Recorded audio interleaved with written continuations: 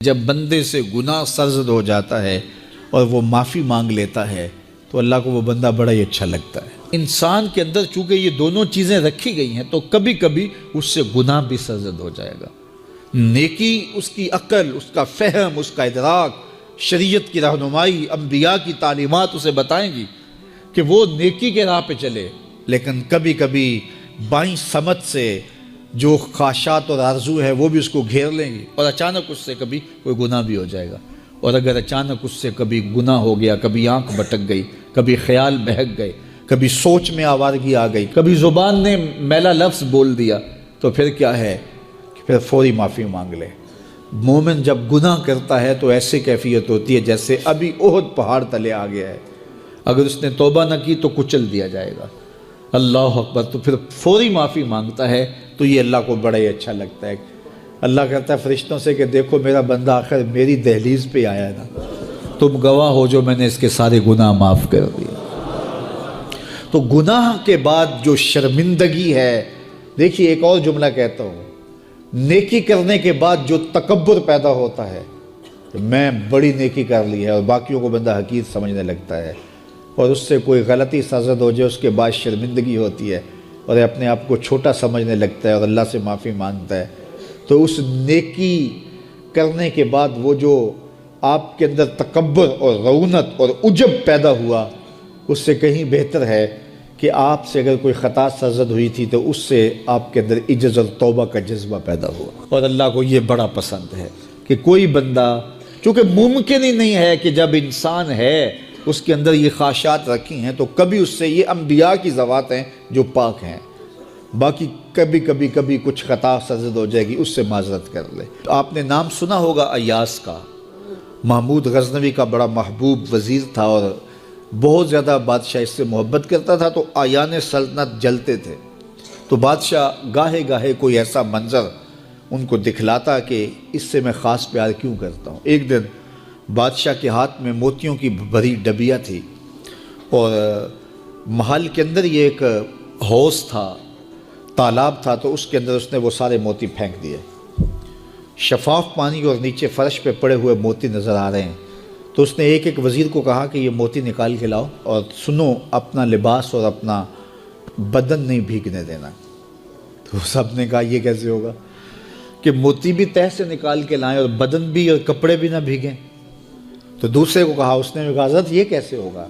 یہ شرط ہٹائیں تو پھر میں نکال کے لاؤں۔ جب بات آئی ایاز کی تو ایاز نے فوراً چھلانگ لگا دی،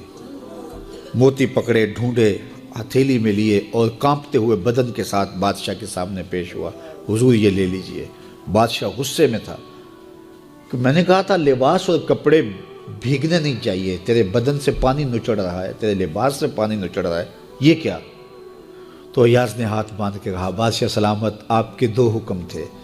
ایک حکم یہ تھا کہ موتی نکال کے لانے ہیں، دوسرا حکم یہ تھا کہ کپڑے اور بدن بھیگنا نہیں چاہیے۔ ایک کام میں نے کر دیا ہے، دوسری غلطی ہو گئی ہے، معافی چاہتا ہوں۔ تو کہا وزیرو یہ ہے خوبی اس کی، تم نے کہا ہم کیسے نکال کے لائیں، اس تالاب میں اتریں گے تو بدن تو بھیگے گا ہی بھیگے گا۔ تو کہا جب شہوات دی گئی ہیں، خواہشات رکھی گئی ہیں، آرزویں دیوانی ہیں، اور پھر اس کائنات کے اندر رہ کر کے حضرت انسان کبھی تو اس تالاب کی غلاظت سے اپنے آپ کو بھر ہی دے گا، تو پھر کمال کیا ہے کہ نیکی کے پھول پیش کر دے، سجدے کے موتی پیش کر دے، رکوع اور قیام کے موتی پیش کر دے، ہمدردی انسانیت کے ساتھ پیار کے موتی پیش کر دے، سارے موتی پیش کرے، پھر مالک کا جلال کہ تیرے کپڑے کیوں بھیگے، یہ گناہ کیوں کیا، یہ گناہ کیوں کیا، ہاتھ جوڑ کے کہے مالک اس کی معافی مانگ، تو اللہ تعالیٰ پچھلے گناہ نہ صرف معاف کرتا ہے بلکہ ان گناہوں کو نیکیوں میں تبدیل کر دیتا ہے۔ یہ آیت کریمہ اپنے دامن میں اتنی روشنی اور اتنی جامعیت کے ساتھ دین کا خلاصہ ہمارے سامنے رکھتی ہے کہ ہماری روحیں وجد کرنے لگ جاتی ہیں۔ تو ارشاد فرمایا، بے شک اللہ حکم دیتا ہے عدل کا، احسان کا اور قرابت داروں کے ساتھ حسن سلوک کا، اور منع کرتا ہے بے حیائی سے، منکرات سے اور سرکشی اور تمرد سے۔ اور یہ اس لیے فرما رہا ہے کہ کہ تم نصیحت پکڑو تاکہ تمہارے سینے ہدایت کے نور سے روشن ہوں اور منور ہوں۔ حضرت حسن بصری رضی اللہ تعالی عنہ فرماتے ہیں کہ اس آیت کریمہ میں اللہ نے کسی بھی امر خیر کو چھوڑا نہیں ہے، ساری خیر اس کا خلاصہ بطور حکم ہمیں ارشاد فرما دیا،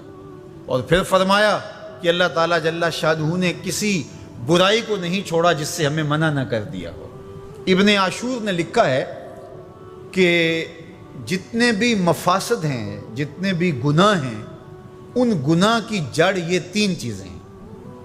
بے حیائی، منکر اور باغی۔ اور ان تین چیزوں سے منع کر کے گویا سارا راستہ بند کر دیا گیا گناہ کا اور برائی کا، اور تین چیزوں کا حکم دے کر کے خیر کے سارے راستے کھول دیے گئے۔ تو اسی ایک آیت کریمہ پہ اگر عمل نصیب ہو جائے تو پورے دین کی لطافتیں اور برکتیں نصیب ہونا شروع ہو جائیں۔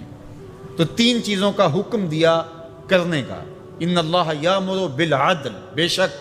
اللہ عدل کا حکم دیتا ہے، انصاف کا حکم دیتا ہے۔ اگر تم نجات پانا چاہتے ہو تو غصے کے اندر بھی اور سرشاری کے اندر بھی تمہیں عدل سے، انصاف سے کام لینا پڑے گا۔ تو ہمارا دین ہمیں عدل سکھاتا ہے، اور قیامت کے دن 7 اشخاص جن کو اللہ اپنے عرش کا ٹھنڈا سایہ عطا فرمائے گا، ان میں سے پہلا شخص حضور نے ارشاد فرمایا امام عادل، وہ شخص جو عدل و انصاف کرتا ہے، وہ امام، وہ حاکم جو عدل سے امور سلطنت نبھاتا ہے، کل قیامت کا دن ہوگا، کوئی سایہ نہیں ہوگا، اللہ اسے اپنے عرش کا ٹھنڈا سایہ نصیب فرمائے گا۔ روایت میں آتا ہے کہ قیامت کے دن جو بادشاہ ہوں گے، حکمران ہوں گے، ان کے ہاتھوں میں ہتھ کڑیاں ہوں گی، اور ان کو